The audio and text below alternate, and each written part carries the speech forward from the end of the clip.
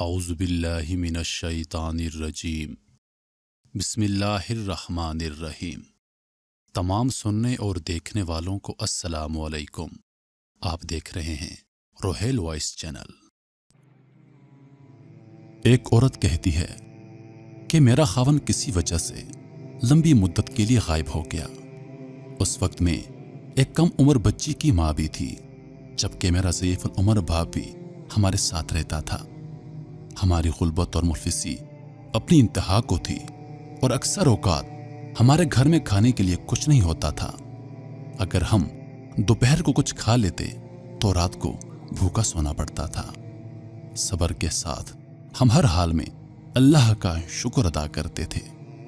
ایک رات کو تو بھوک اور افلاس نے ہمارا وہ امتحان لیا جو اس سے پہلے کبھی نہیں لیا تھا۔ میری بیٹی کو شدید بخار نے آ لیا۔ بچی کا بخار اتنا شدید تھا کہ مجھے اپنی اور اپنے والد کی بھوک بھول گئی۔ ایسی بے کسی اور لاچاری اس سے پہلے کبھی نہیں دیکھی تھی۔ بے قراری حد سے بڑی تو مجھے اللہ تبارک و تعالیٰ کا یہ قول یاد آ گیا کہ بھلا کون بے قرار کی التجا قبول کرتا ہے جب وہ اس سے دعا کرتا ہے، اور کون اس کی تکلیف کو دور کرتا ہے۔ جی ہاں، ہر قسم کی تکلیف، چاہے وہ بھوک کی ہو، بیماری کی، یا غربت اور افلاس کی ہو، یا پھر گناہوں کی، کون ہے اس ذات پاک کے سوا جو ان سب تکلیفوں کو دور کر سکتا ہے۔ یہ سب سوچ کر میں اٹھی اور جا کر وضو کیا۔ واپس آ کر بچی کے ماتھے پر پانی سے بھیگی ہوئی پٹی رکھی اور اللہ کے حضور نماز کی ادائیگی کے لیے کھڑی ہو گئی۔ مختصر سی نماز پڑھنے کے بعد ہاتھ اٹھا کر بچی کے لیے دعا کی، اس کے ماتھے سے پٹی اتار کر دوبارہ پانی سے بھگو کر رکھی اور ایک بار پھر نماز کے لیے کھڑی ہو گئی۔ نماز کے بعد ایک بار پھر بارگاہ الہی میں دعا کے لیے ہاتھ اٹھائے، دعا سے فراغت پر پانی کی پٹی تبدیل کی اور دوبارہ نماز کے لیے کھڑی ہو گئی۔ یہ عمل میں نے کئی بار دہرایا۔ جب میں یہ سب کچھ بار بار دہرا رہی تھی تو کسی نے دروازہ کھٹکھٹایا۔ میرا باپ اور میں حیران ہو گئے کہ بھلا رات کے اس پہر کو کون ہمارے گھر آ سکتا ہے۔ میرے والد نے پوچھا، دروازے پر کون ہے؟ تو جواب آیا کہ میں ڈاکٹر ہوں۔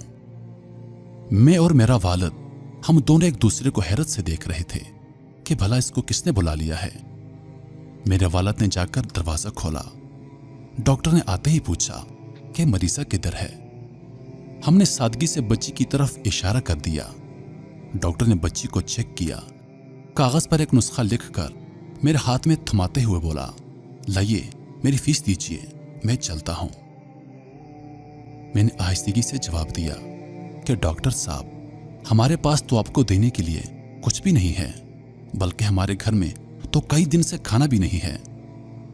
میرا یہ جواب سنتے ہی ڈاکٹر غصے سے دھاڑتے ہوئے بولا، اگر دینے کے لیے فیس نہیں ہے تو مجھے آدھی رات کو فون کر کے کیوں بلایا؟ مجھے اس طرح کیوں بے آرام کیا تم لوگوں نے؟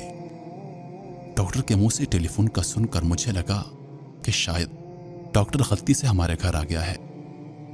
میں نے ہمت کرتے ہوئے ڈاکٹر کو جواب دیا کہ ڈاکٹر صاحب، ہم نے آپ کو ٹیلی فون کر کے نہیں بلایا، بلکہ ہمارے پاس تو ٹیلی فون ہی نہیں ہے۔ یہ سن کر ڈاکٹر نے مجھ سے پوچھا، تو اچھا، کیا یہ فلاں شخص کا گھر نہیں ہے؟ میں نے جواب دیا کہ ڈاکٹر صاحب نہیں، فلاں شخص ہمارا ہمسایہ ہے۔ یہ سن کر ڈاکٹر تھوڑا سا خاموش ہوا اور پھر ہمارے گھر سے نکل کر ہمارے ہمسائے کے گھر چلا گیا اور ہم شرمندگی سے خاموش بیٹھے رہے۔ تھوڑی ہی دیر گزری تھی کہ ڈاکٹر ایک بار پھر ہمارے گھر آ گیا، آنکھوں میں آنسو اور رندھی ہوئی آواز میں بولا، اللہ کی قسم، تمہارے گھر سے اس وقت تک نہیں جاؤں گا جب تک تمہارا پورا قصہ نہیں سن لوں۔ میں نے ڈاکٹر کو اپنا پورا قصہ سنا ڈالا کہ کس طرح میں بچی کے ماتھے پر پانی کی پٹیاں رکھ رہی تھی اور اللہ کے حضور دعا مانگ رہی تھی۔ ڈاکٹر جلدی سے اٹھا اور باہر چلا گیا اور کچھ دیر کے بعد ہمارے لیے رات کا کھانا اور بچی کے لیے دوائیں اور کچھ گھریلو ضروریات کا سامان لے کر آیا۔ ساتھ ہی اس نے ہمیں بتایا کہ اس کی طرف سے ہر مہینے ایک تنخواہ ہمیں اس وقت تک ملتی رہے گی جب تک اللہ چاہے گا۔ جی ہاں، یہ اللہ پر بھروسے کی کہانی ہے۔ میرے محترم عزیزو، چاہے جیسے بھی حالات ہوں، ہمیں اللہ پر بھروسہ کرنا چاہیے۔ یقیناً جو لوگ اللہ پر بھروسہ کرتے ہیں، اللہ پاک ان کی مدد ضرور کرتے ہیں۔ میں امید کرتا ہوں کہ آپ لوگوں کو ویڈیو پسند آئی ہوگی۔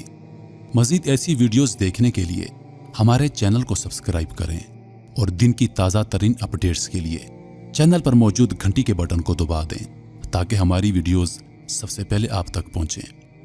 اپنی دعاؤں میں یاد رکھیے گا۔ زندگی رہی تو اگلی بار ایک اور ویڈیو لے کر آپ کی خدمت میں حاضر ہوں گا۔